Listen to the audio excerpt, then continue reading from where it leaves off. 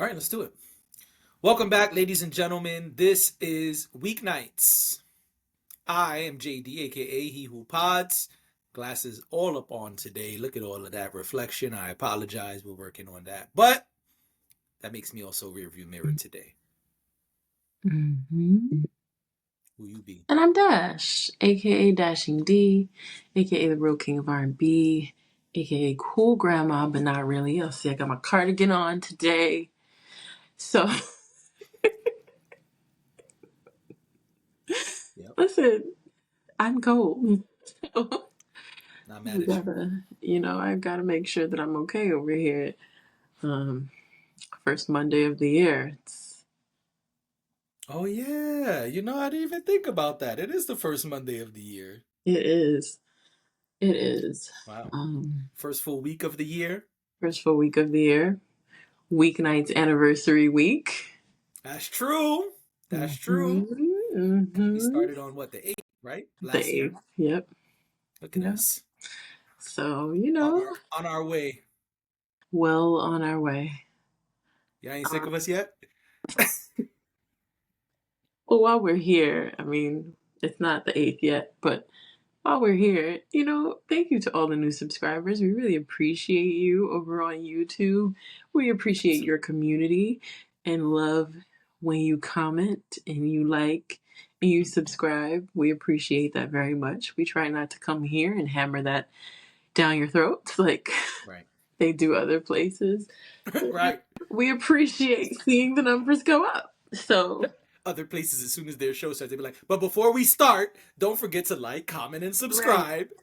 Like, right. damn, every episode, huh? Every And time. far more established places, like what I can say is that I'm not saying I don't ever want us to be affiliated with a podcast network or anything like that, but I think it's really nice that we don't have we don't have the powers that We don't be have on our bills to pay. backs. Right, we don't have them on our backs saying, make sure you let your listeners know you have a YouTube channel. Right. Um, because very established podcasts do that, and my guess is they're being told they have to. So, Yep. but yeah, so let's get into it, because All right. Let's do it. it's time. Right. It is time. So, a really cool announcement from Lupe Fiasco came out that we wanted to discuss. And Yes. so, I didn't mean to put my phone all in the camera. My bad. Audio. My bad. I had no idea audio was about to play. All right. Whoopsies. All right, so Lupe, take two. Lupe Fiasco will be teaching a rap course at Johns Hopkins Peabody Institute. So Lupe Fiasco says, let's hit the ground running in 2025. Thrilled to share that I'll be joining the faculty at the prestigious Johns Hopkins University's Peabody Institute in fall of 2025 as a distinguished visiting professor, teaching rap as a part of the groundbreaking new 4-year hip-hop degree program led by visionary professor at Wendell Patrick Official Music.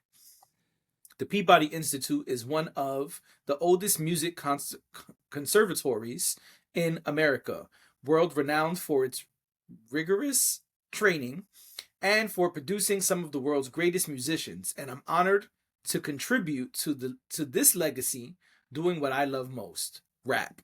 I'll continue my teaching at MIT and pursuing my fellowship at Yale while advancing rap studies and practice into the upper echelons of higher education at large. See you soon, Baltimore. Superfly. He's teaching at Johns Hopkins, And MIT. Yale, and MIT. Gangster. Well, a fellowship means he's teaching? I thought that meant he was at school. He said, while pursuing my fellowship at Yale. Oh, maybe you're right. I love this, not only because it's Lupe Fiasco, not only because he clearly is doing his thing in not just one place, but a couple. um, I also love this because when I was in school, I was always looking for these types of courses. Mm. This was my So maybe not necessarily so much music as I did with like television and movies. I always wanted to learn more about entertainment. I always wanted to learn more about um, these sort of creative genres that fall within entertainment. Um, I mean, I don't think it's any surprise to anyone that we do this podcast where we, speak most of the time, speak intellectually about what's going on in the entertainment world. We have our ratchet days. Check Friday's episode. But for the most part, we're still having intellectual discussions about these things. We're allowing ourselves to not just consume something, but also think critically about it. And I enjoy that so much. If I was in school, I mean, I don't know that I would have been at Johns Hopkins or MIT, but if I was in school when this was being offered when I was in school, I would have totally found a way to take this course, or found a way to like bring a course like that to my university, because I just think it's people don't your mind doesn't always go to that, right? When you think about being in that type of environment Right. and learning, you think about math and science and all of these really uh, intense, science based sort of uh, industries. And I always think it's nice when you hear that there's an artist who's teaching a class or an actor who's teaching a class or something like that, and they can implement their real life experiences into the work, which is essentially what professors do.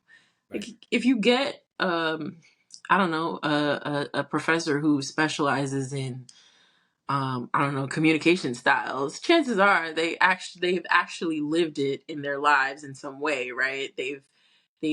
Have experience with it, whether it be like they're a psychologist or whatever it might be. So I think this is really cool. I'm really excited for him because obviously he's doing his thing. Um, and I appreciate. Listen, I also appreciate that we are talking about somebody who we don't who is not someone we've talked about at least once a week for the last 6 months. I love it. I love it. I think we need to shine more of a light on those people. Right. So I'm really excited about this. I think this is super dope, and congrats to Lupe Fiasco. If I could take the class, I would take the class. Definitely congratulations to Lupe. I think Lupe is doing a great job of showing us how you can take your skill and use it in other areas. Yeah, Being able to teach at MIT is a big deal. Now he's huge. teaching at another big institution, and I guess going to school at Yale. It's Yeah, I gotta look that wild. up to see. Lupe is showing us how to maximize your time. You know what I'm saying? Time management is also a skill that Lupe has mastered, and I hope to learn from that because that's my biggest struggle in life is time management. So, big congratulations to Lupe Fiasco. I think this is super fly, and I want to be able to quote this degree properly. Let me pull it back up one more again. Uh, so the fact that there's a hip hop degree program, I think, is also something to discuss. I know this is not necessarily new in every institution. I know there are institutions that have full on hip hop degrees, but I just think it's a beautiful thing that we're seeing more of this. Hip Mhm. hop is the number one genre in the world today. Hip hop is a community that we're a part of, and I hold very dear to my heart. And so anytime I see something like that, I am extremely excited about it. As a Lupe Fiasco fan, I'm excited. As a fan of hip hop, I'm excited. As a member of the hip hop community, I'm excited. This is super fly all around, in my opinion. I hate when I yawn when you're saying something important because then they think that I don't care about what you're saying, and that's absolutely not true. It's literally They be all it's right. not bedtime, but it's They this be all right. Yeah. anyway. And speaking of bedtime, a lot of people like to read children books when it's bedtime. That's true. They like to. Well, let's clarify. You said that weird. What? A People lot of don't people. read children's books to their kids when it's bedtime? Who are their kids? But you said a lot of people like to read children's books when it's bedtime. Oh, that's all right. Well, let me rephrase. Yes, I mean that a lot of people like to read books to their children when it's bedtime stories. Yep. And SZA Also, a is movie by Adam Sandler. Starring Adam Sandler. starring Adam Sandler. Yeah, you're right. And SZA too is thinking about the children. Maybe not bedtime stories, Right. but SZA is thinking about the children. So I guess really what it is SZA is pissed off with adults. But SZA Who put out, isn't? yeah, I feel her on that. But SZA put out a tweet that says, "To fulfill my last two album requirements, I think I just want to make peaceful children's music and get out of here. Then go be a farmer and donate the produce to underserved communities." I really want to make jokes, but this is also the end of it makes it pretty fly, in my opinion. Yeah, Being a farmer and giving your produce away to underserved communities, that's really fly. But I really want to make jokes. But it's hard to make jokes when the last part is so fly. agree. Also, this is what I'm gonna say is not gonna be received well. So I'm just gonna warn y'all in advance. But this is giving me like Ari Lennox vibes. And I just want to be very clear. I love Ari Lennox. I think she's wonderful. The only time that I get frustrated with Ari Lennox is when she does this. And I'm sorry that she's catching a stray when she had nothing to do with the conversation. Absolutely nothing. But Zero to do with she this. is immediately who I thought of when I read She this. is somewhere not on the internet, She was not on the on beach social last week. media, minding her business. Yeah, she was looking good in her little bikini. She looked like she was away with family.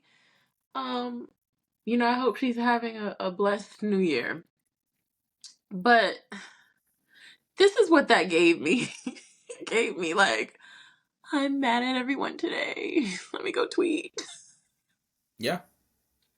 And we've said before, like, there's something honest about it, but also there's something incredibly frustrating about it because it's like,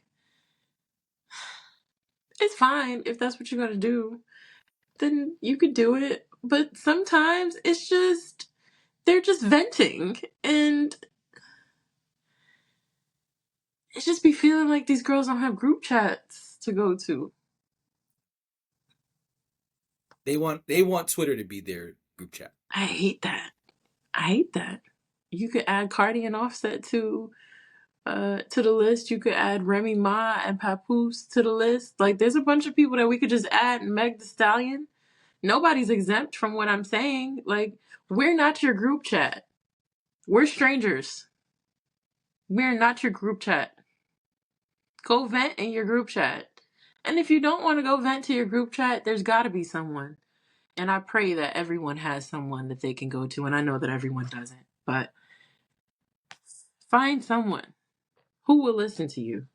Whether you have something serious to say or whether you have some bullshit to say. Because sometimes the group chat is for bullshit too.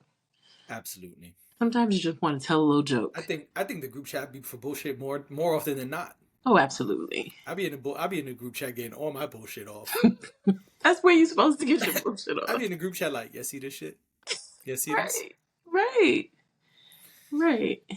So, I don't know. It just gave me those vibes, and I guess that kind of feeling, putting me in that headspace, kind of rubs me the wrong way. I hope this is it as well, and I hope that whatever she has going on is okay.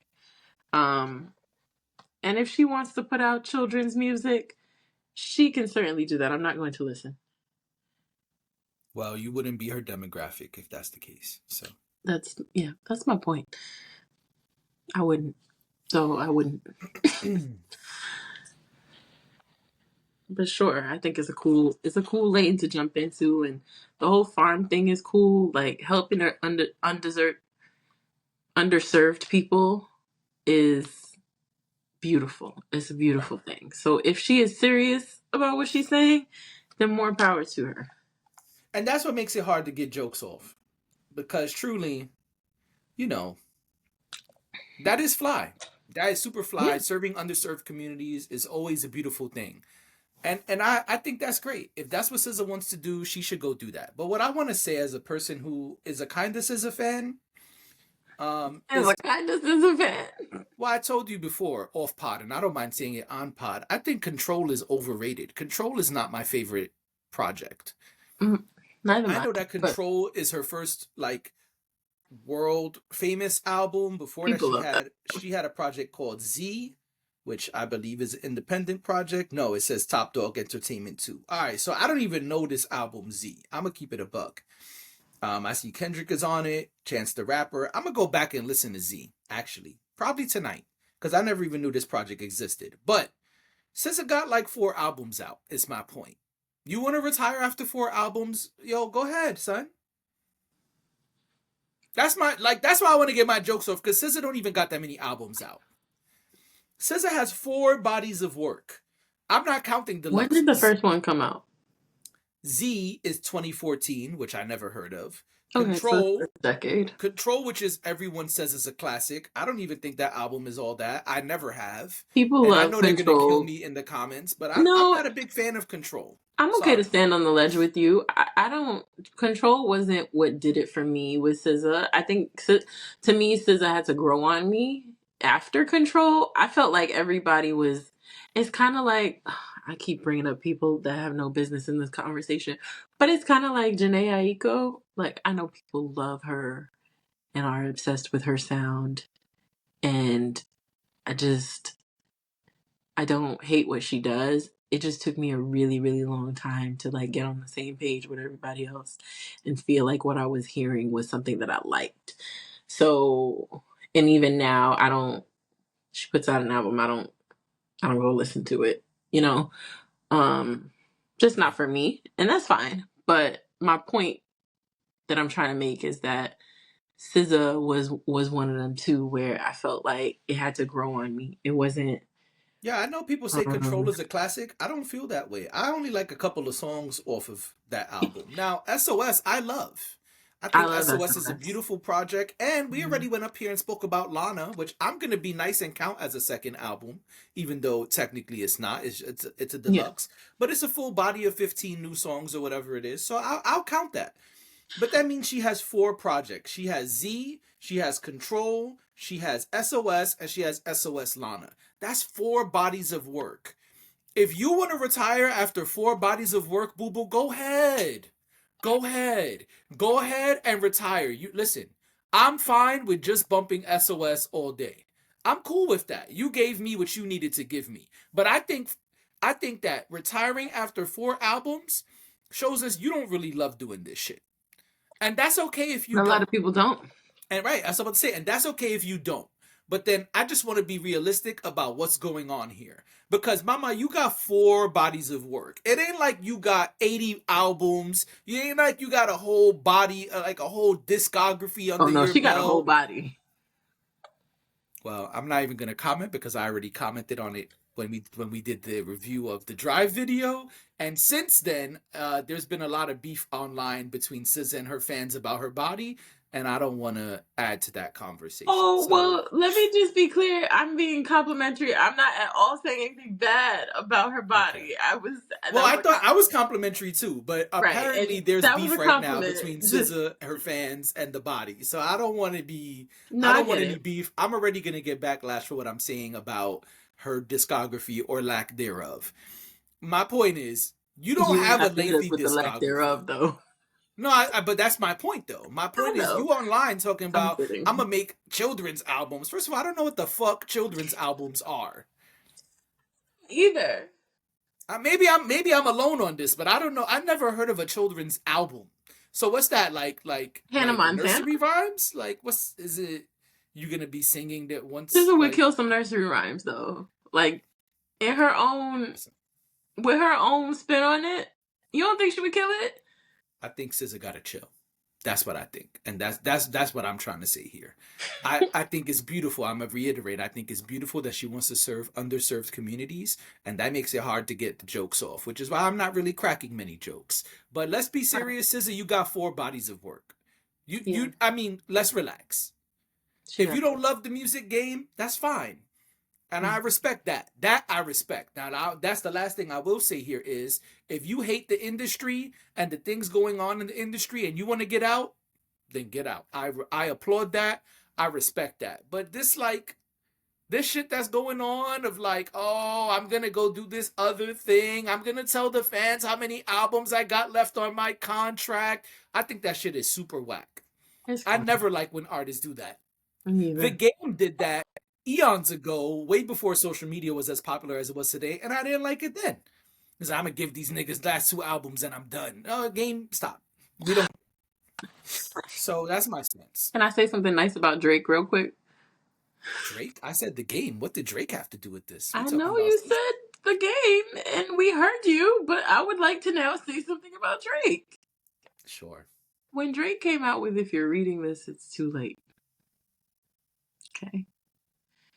When he okey-doked the label, okay, and put out his mixtape / album, however it's called today, I don't know. I respected that, and I thought that was dope. Why? Because he didn't say anything. He just did it. You know? Y'all wanna pull the wool over these people's eyes?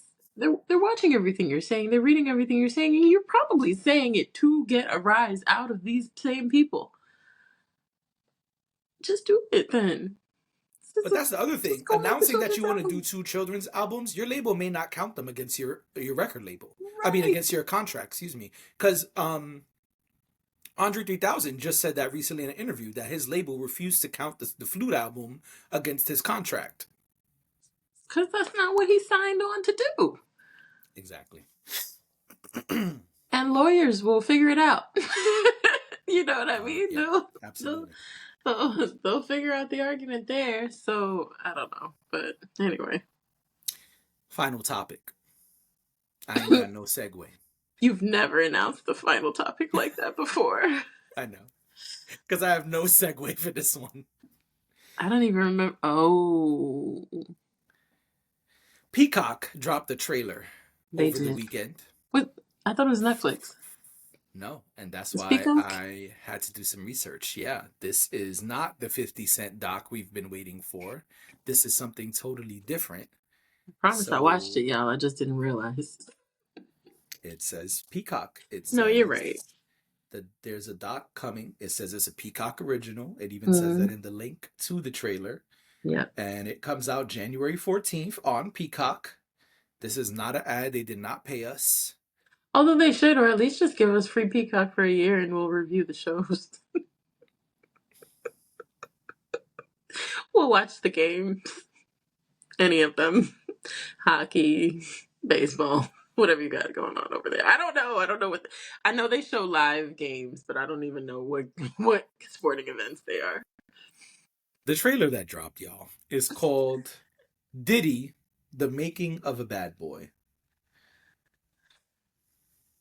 Yep. We saw the trailer. We did. What did I'm you out of think? water. Trying to sip my plenty. water. What did you think? It's an interesting trailer. Mm-hmm. Seems like they are speaking to people from Diddy's life. Somebody said they knew him since he was 4 years old. Now it's like, where they found this nigga at?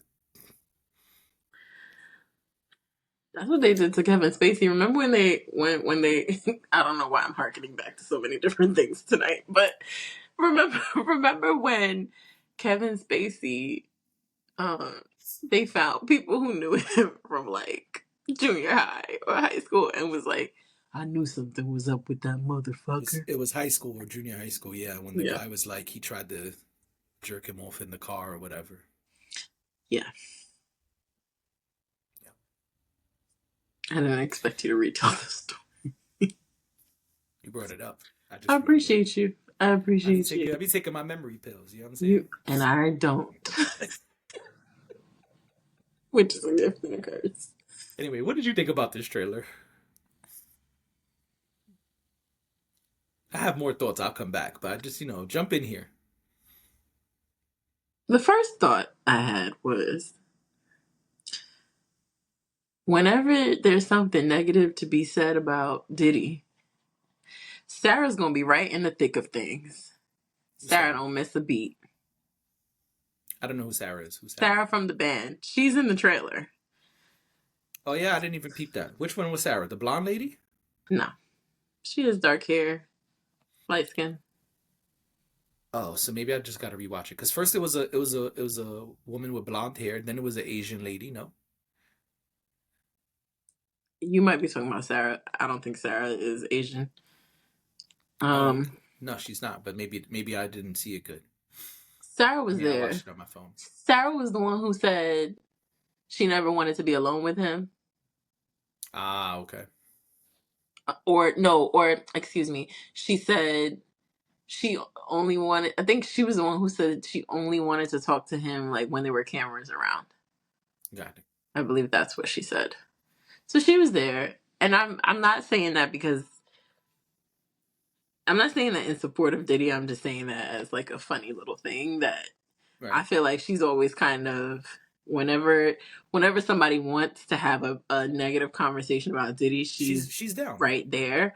And that's a result of the things she went through when she was on the band. Listen, sometimes it's up and it's stuck.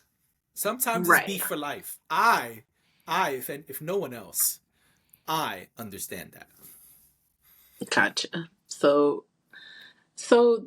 she was there. Also, one of the guys from Day 26. I'm pretty sure that was one of the guys from Day 26 Oh, okay. who's in it as well. Which I think is important because a lot of the narrative that the media uses, um, they lump in everything that went on making the band as like a way to explain, Diddy, the way Diddy wielded his power around. You often see clips when they're talking about him. You often see clips from him being on Making the Band and sending the people who would later become the band to go to Juniors for cheesecake and whatnot. So I don't know. The trailer didn't really give us much. I think it's really difficult. I think it's going to be really difficult to do a documentary about Diddy that's going to be comprehensive. And I say that because not enough people are willing to stand on that ledge. So to me, the doc looked a little sparse. And maybe it'll be different when it actually comes out. I'm willing to watch it. But it looked a little sparse to me. Like it looked like it didn't have enough people. It looked like it didn't have enough information. And it's to me, it's pretty hard to do. I think that everyone has tried to recreate surviving R. Kelly over the years when it comes to these types of stories. That is probably the most comprehensive documentary about this sort of thing that we have seen, because there were so many firsthand accounts of what happened, like people it actually happened to. I don't think we're going to really get anything that comprehensive. Maybe 50 Cent has a different angle. And like I said, I'm willing to watch the Peacock doc. I just don't feel like to me, it looked like it's not going to have a lot of information. I feel like it's going to be like that other streamer that jumps to put together a doc about certain things. And then you get like disjointed information. Like you get like 30 minutes, 35 minutes of let's run down everything that's happened since December 2023 to now. That's not really enough information. Okay. So I don't know. That was my take, but it's a 2-minute trailer. So there could be far more information that they're just not giving us. I just feel like these days with trailers, they give us a lot of information, and this just felt like it wasn't sufficient for me. Yeah, I'm on the other side of that. I feel like they got the cameraman who's saying, "Oh, I've been recording Diddy for years. I've seen a lot Mhm. of stuff." He says, anytime there's a room that's red, a very specific act is happening or is about to happen. Mhm. I think the opposite. I think they are speaking to people who are willing to discuss things that they have seen and have been a part of in a Mhm. certain sense. I think having that camera guy, whoever it is, videographer, whatever this person's role is, was whatever. I think having all of that BTS footage will allow them to paint a very specific picture, which clearly they want to make. Right. Where this is saying the making of a bad boy, using it as a Mhm. way to say a not good person. So I think they have enough just off this trailer to kind of paint a specific narrative. And I'm curious to see how they're going to do that, because that BTS footage alone may have things that you may not have known, you may not have seen, you may not have heard of, and for a lot of people that may be enough to uh, satisfy what they're looking for from a doc. I think people are rushing to do docs, period, on Diddy right now, and I think the smarter move is to not do one until after After everything the is trial, done. I think what made doing it again. I think what made Megan Thee Stallion's doc so interesting is that we got to watch things play out throughout the course of her dealing with the trial, and we got to see a culmination of that. Gotcha. I think the best documentaries happen over a very long period of time. Hmm. I don't think like Nexium. Nexium doc was great and had a million parts because there was so much documented footage from. The HBO one was only 12 episodes, even with the 2 seasons. But that's what I'm saying. That's a lot of episodes for a documentary or a docu series. Okay. That's a lot. Okay. Usually you get like 2 parts, maybe 4 parts, six parts max I guess. for like true documentaries, not. I think there's a difference between a docu series and a documentary film. I think docu series are going to be more in depth and also stretch things out because they have the ability to do so. Where a documentary film will probably be more concise because it's got to be the whatever hour and a half or 2 hours. Where with a documentary series, a docu series, yeah, you can use 12 hours or 10 hours or whatever. Mhm. What's the one with the old guy? I forget the name. The rich dude who, what I'm talking about, Oh the yeah. Max series. I can't think of it right now, but I could see him. It's called The Something, and then it's about the old dude who Yeah. possibly killed his wife, killed his neighbor, possibly killed his best friend. They Right. had 2 seasons too. Also a Max thing. Max did not pay us, but just Yeah. saying, like, that was 2 seasons too. And so um I think it's called The Sphinx or something. I can't It's, remember the it's name. something like that. Yeah. Whatever it is, y'all can put it in the comments. My point is, I think a docu series has the ability to stretch things out and also be more in depth if they choose to. Where with a documentary film, you kind of got to be more concise. Right, but even when you have like a 2 part doc that's maybe max 2 hours or whatever it is, if it was done a certain way, it doesn't really matter how long it was, right? Like I, I guess what I'm pointing towards is that to me, for me, as someone who likes documentaries, the chronology of it really matters. So having old footage, having the reason I brought up Nexium is because they had all of this old footage that maybe wasn't even supposed to, I mean, that we Right, know wasn't supposed to be used for a documentary right. about Keith Raniere's wrongdoings. It was supposed to Mhm. just be them documenting everything.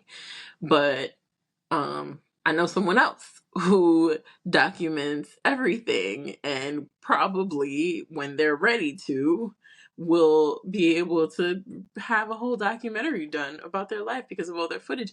The Kanye stuff, like things that we wouldn't even think of. That's what made it interesting, right? Like we got backstory, but not just backstory, not just somebody who knew you when you were a kid saying this happened, but them saying it and then being able to pan to a video of it actually happening or something adjacent to it happening.